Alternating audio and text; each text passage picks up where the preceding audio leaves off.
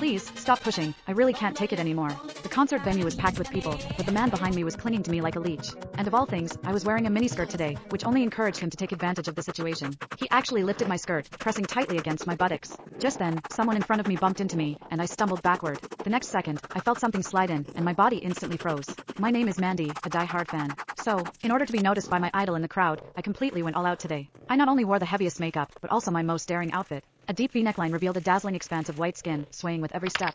The bottom half consisted of a miniskirt that barely covered my thighs, paired with pure white stockings that tightly hugged my legs. I was certain I was the most eye-catching person in the entire venue. But when I arrived at the venue, reality hit me hard. The entire stadium was packed to the brim, and I was instantly swallowed by the surging crowd. Forget about my idol noticing me. I couldn't even move an inch. All I could do was desperately stand on my tiptoes and scream at the top of my lungs, "Husband, take me away." Unexpectedly, this innocent remark attracted the worst kind of trouble. My idol didn't notice me, but it attracted a disgusting pervert. After I shouted those words, I felt someone behind me bumping into me repeatedly. At first, I thought it was just accidental contact due to the crowd. After all, bumps and jostles are normal in such a place. But the feeling became clearer and clearer. A hard object was repeatedly pressing against my buttocks, making me extremely uncomfortable. It was only then that I realized what had happened. I thought I had accidentally bumped into his hand, which he had placed behind him, so I quickly turned around, ready to politely apologize. I instinctively apologized, but he paused for a moment, then unexpectedly flashed a meaningful, mischievous smile.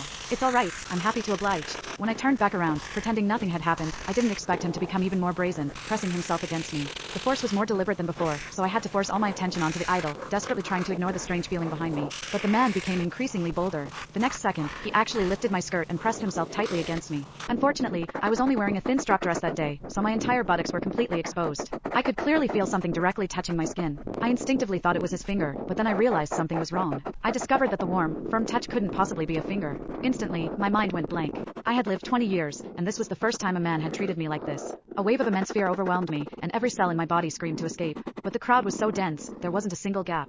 I was like a deer caught in the headlights, unable to move. I instinctively tensed my entire body, trying to resist the fear with my rigid posture. The moment my buttock muscles tightened, I inadvertently clamped down on that so-called finger, and a strange tingling sensation instantly spread through me, making my face flush. What confused me even more was that I didn't reject this feeling. In fact, deep down, a hidden sense of anticipation arose. The man behind me obviously took this as tacit consent, so he became even more audacious, repeating the action several times until the foreign sensation could no longer be ignored. I'm a sheltered college student, always following the rules, but today, at a crowded concert, I was manipulated by a complete stranger. Instantly, an indescribable feeling of humiliation surged through me. I wanted to cry out, but my throat felt like it was being squeezed by an invisible hand. I couldn't make a sound. Even worse, the force behind me pressed the thin strap tightly against my body, and a strange, sharp pain spread through my limbs, lingering stubbornly. The next second, I involuntarily let out a soft moan. The immense shame made me want to disappear on the spot, so I bit my lip hard, desperately suppressing the sound that threatened to escape, my throat aching. The deafening music and the frantic screams around me became his perfect cover. Everyone's attention was focused on the stage.